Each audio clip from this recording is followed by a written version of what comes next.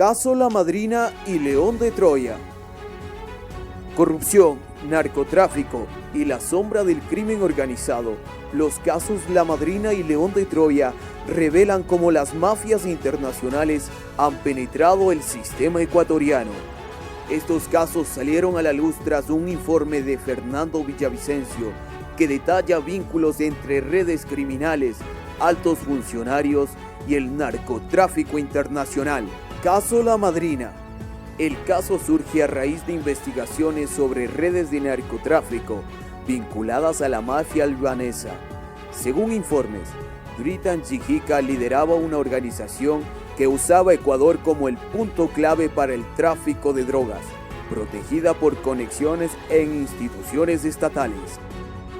Dritan Chijica estaba al frente de una organización criminal cuya estructura era similar a la de una corporación. Como cabecilla tenía a su cargo la dirección de todo el proceso que implica el tráfico de drogas a gran escala y el lavado de dinero. Debía aprobar desde los pedidos de cocaína que se hacían a laboratorios productores de alcaloides situados en Colombia, hasta el cierre de las ventas a Europa. Pero debajo de él había otros delincuentes con funciones específicas. 2 coordinadores directivos, uno de nacionalidad argentina y otro de origen albanés. Ambos tenían a cargo los vínculos societarios, es decir, el trato con otras agrupaciones delictivas como las disidencias de la guerrilla de la FARC, que precisamente se encargan de la producción de la cocaína. También contaba con otros 2 coordinadores logísticos, encargados del transporte hasta la frontera con Ecuador, específicamente la provincia de Carchi, y de brindar seguridad a la mercancía que seguía su ruta por vía terrestre hasta llegar a los centros de acopio ubicados en Cotopaxi y Los Ríos y Guayas, para lo que coordinaban con uno de los grupos de delincuencia organizada que operan en nuestro país, los choneros, que tienen el dominio criminal de esas 3 provincias. Era a través de sus rutas que se trasladaban las sustancias a los puertos de Guayaquil para ser llevados a Europa. Como un tercer eslabón en la estructura de la organización aparecen colaboradores que fungían como testaferros y se encargaban de pagar y cobrar la droga. Según la policía, eran personas que llegaban al país con un perfil de empresarios exitosos por medio de sus compañías, que parecían ser lícitas. Hacían las transacciones siguiendo una modalidad específica. Primero simulaban una venta de diferentes productos entre empresas tanto en Ecuador como en España. Segundo, enviaban billetes a Ecuador que tenían una serie con un código. Con ese código, un ciudadano de origen chino pagaba ciertas cantidades de dinero y tomaba una fotografía de los billetes que se enviaba a Europa, como constancia de que la droga ya había sido cancelada. La decena de empresas implicadas hasta ahora cuentan con gran actividad comercial, lo que facilitaba el lavado de dinero y lo disimulaba ante la autoridad.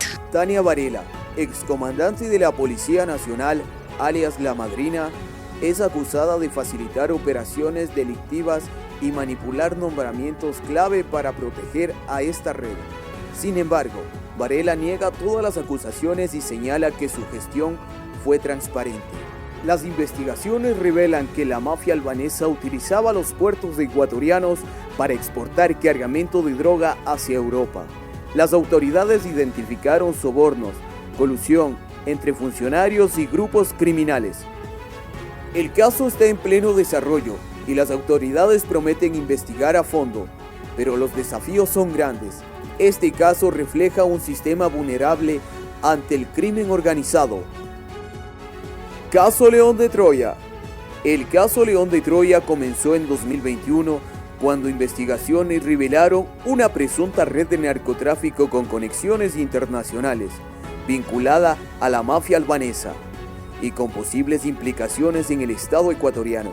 Este caso cobró relevancia tras el informe del fallecido Fernando Villavicencio, quien detalló nombres y estructuras de la organización criminal. Entre los señalados estaban Danilo Carrera, cuñado del expresidente Guillermo Lasso, y Rubén Cherres, quien era amigo del exmandatario y fue encontrado muerto en 2023 bajo circunstancias sospechosas.